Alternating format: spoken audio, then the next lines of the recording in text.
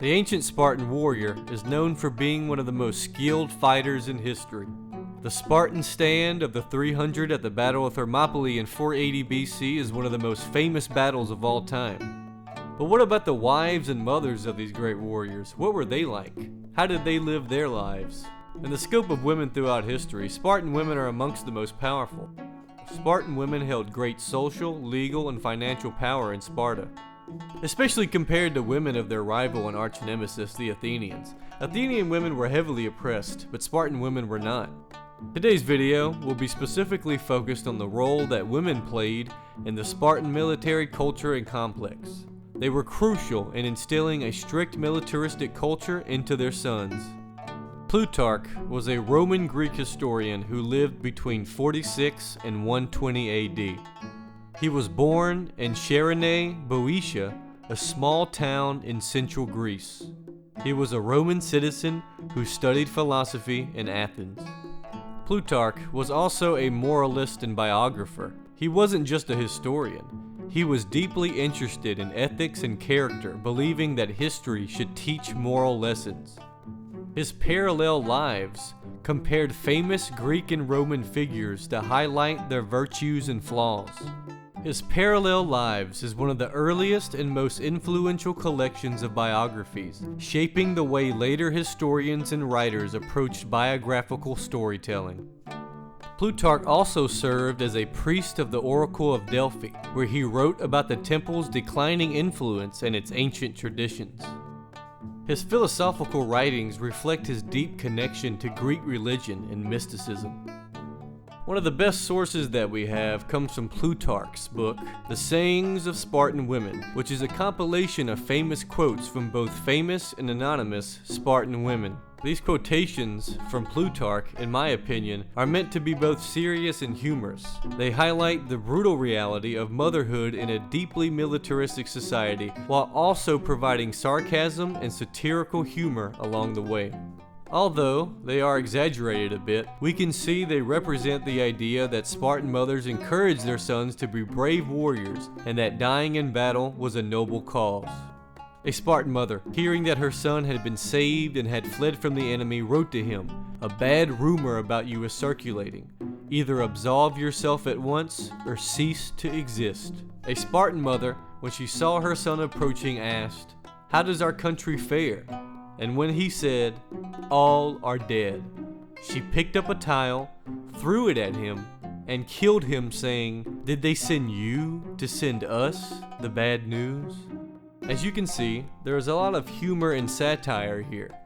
Would a Spartan mother really have wanted her son to rather be dead than have survived a battle? Most likely no. This is most likely a humorous exaggeration.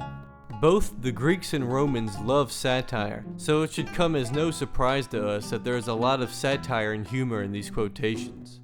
I mean, it is something straight out of a cartoon like Family Guy or American Dad to think that a Spartan woman would kill her son with a piece of tile for surviving a battle.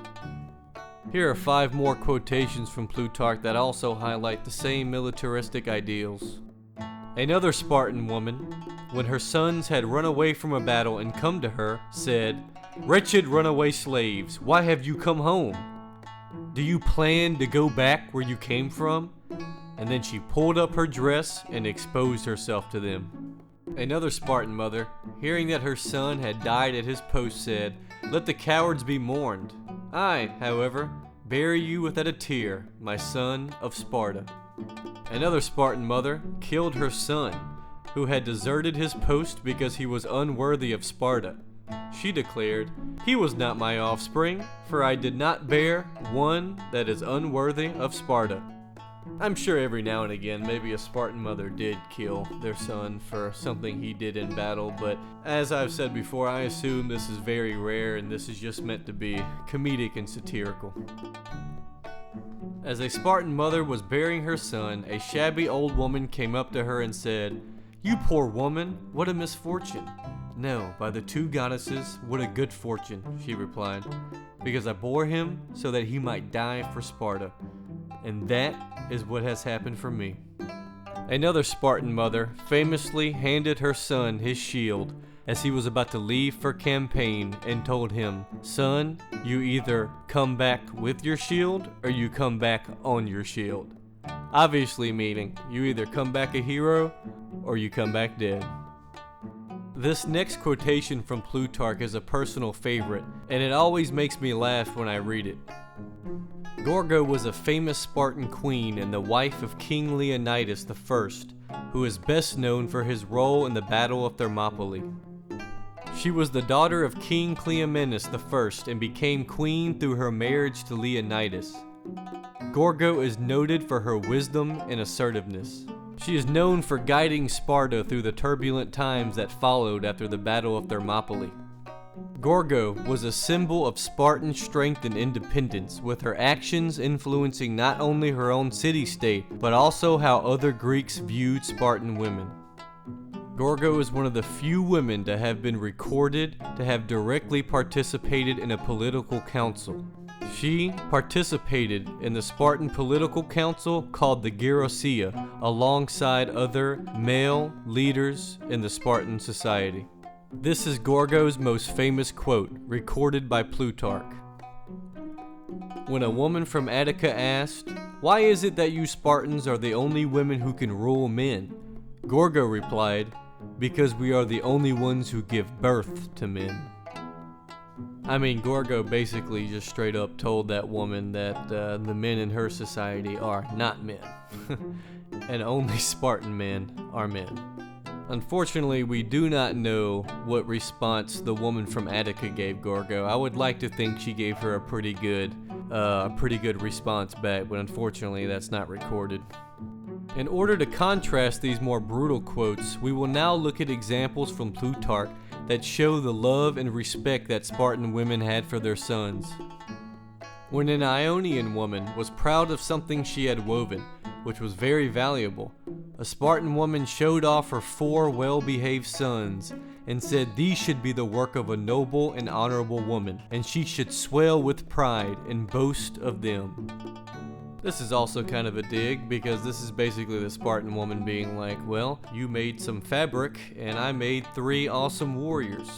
But at the same time, it shows how much value Spartan women placed on their sons. Looking at what we know about the lives of Athenian women will help us better understand the stark difference in Athenian and Spartan society. Xenophon was an Athenian soldier, historian, and philosopher who lived between 430 and 354 BCE. He fought in the Peloponnesian War on the side of Sparta and became close friends to the king of Sparta. So Xenophon had great exposure to both Athenian and Spartan culture. In his book titled Economicus, he tells us his opinion on the role that Athenian women played in their society. This is an excerpt in which Xenophon describes his relationship with his new wife. It seems to me that God adapted women's nature to indoor and man's to outdoor work, as nature has entrusted women with guarding the household supplies, and a timid nature is no disadvantage in such a job. It has endowed women with more fear than man. It is more proper for a woman to stay in the house than out of doors, and less so for a man to be indoors instead of out. You must stay indoors and send out the servants whose work is outside and supervise those who work indoors. Receive what is brought in, give out what is to be spent, plan ahead for what is to be stored. You must ensure that provisions for a year are not used up in a month. Many of your duties will give you pleasure. For instance, if you teach spinning and weaving to a slave who did not know how to do this when you got her, you double your usefulness to yourself. If you enjoyed this video, don't forget to press that like button and subscribe to my YouTube channel for future videos on history.